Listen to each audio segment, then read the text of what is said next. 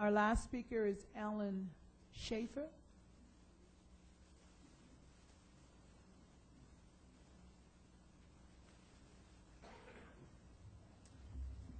I'm also here to address the TeenScreen issue. I represent an organization that primarily acts on behalf of the 8 million non-government school children. The reason that I would be speaking out at a school board meeting is very simple.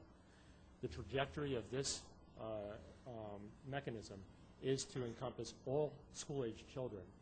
Back in 2003, I believe it was, President Bush signed into law a universal mental health screening legislation.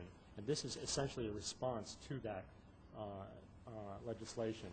I would like to warn anyone that I can of the danger of allowing this to proceed in any school, because it will eventually encompass all school children and all people who deal with school children. There are a number of other issues that relate to this, but I'd like to just highlight a couple. If this were a private venture and were subject to the scrutinies of organizations, watchdog organizations over profit-making ventures, they would be shut down in a heartbeat by the likes of the FDA or the Better Business Bureau, or for that matter, the FCC. It is not subject to the same standards that a consumer entity is. And this is a desperate disaster.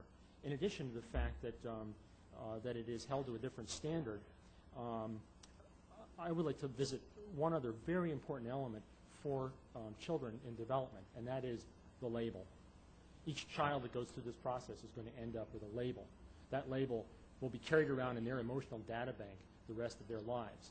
I know this because I was labeled a dyslexic, and I can tell you from extensive research and personal experience that that label was a stigma I did not require in order to be a successful person. The label not only is carried around emotionally, but this is an extensive tracking system over which the government will have free reign to be able to know who was diagnosed with what, when, what they were given for it, what results occurred. They'll be able to track this. And I think this is a desperate evil that is usurping parental responsibility and control over the formation of their own children. The last thing I'd like to say is it's not an educational issue. This is outside of the charter of what a government school is supposed to do, which is to combat ignorance with an understanding of how to acquire an education. And while this may be a solution for a problem that is perceived within the system, that problem, the answer that the system generally gives is well, give us more free reign with the child, and we can do a better job and produce a better citizen.